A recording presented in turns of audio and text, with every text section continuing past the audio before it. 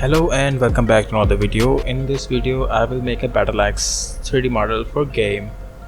Yes, I will use Blender, Substance Painter and Zbrush, of course. So first of all, you need to set up a reference image or a background image for your model.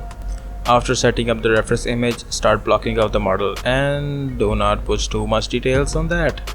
Just a little details like moving your vertex here and there and extruding parts, which is most of the modeling process is.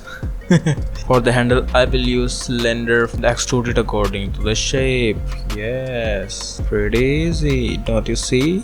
You know, reference images are very important when you do 3D model like this, and yeah, if you don't have one, go get yours. Extrude the back for end cap. Yeah, pretty simple thing. Use the box to block out these straps and make sure you mirror this model correctly. If you don't, you're gonna face some consequences, which I'm gonna face in Zbrush. Alright, looks like the blockout is ready for sculpting. Next up, Zbrush. Import your blockout model into Zbrush and start sculpting it. Yes, I can sculpt in Blender, but I'm more comfortable in Zbrush. Here you need to separate the parts like straps, handle and the blade. Dynamize the main part and it will be ready for sculpt. I am using a brush pack named All Brushes. Add some design on the blade artifacts. You need to add more details until you're not satisfied, and keep adding the details more and more. After so many times crash the ZBrush and miss sculpting, finally the sculpt model is here.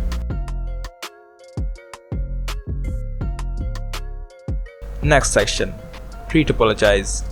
This is a software named Topogun. I found that on a website and it is pretty much easy to use. Here you don't need to set up anything, just put your model here and start using it. And actually I hate setting up things because I get too carried away in setting up things and waste too much time.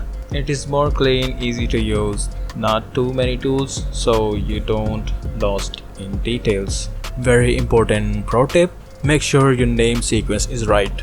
Like here in Blender, low X, high X, low handle, high handle, like you can see here, which is very important when you pick high poly model with multiple objects. Next up is Substance Painter. Open your low poly 3D model into Substance Painter. There are many baking tools like Marmoset tool bag, even Blender can bake models too, but I like keeping things more simple.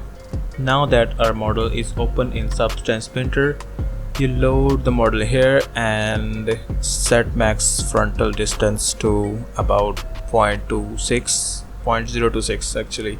After that, set the anti-aliasing according to your PC. Set by mesh name. Here the name come to use when we name all the models correctly. After that, hit bake. After baking is done, start texturing your model according to your needs. Export all the textures and your model and ready to go. Boom. At the end, go to your low poly mesh, assign the new material and it is ready to use.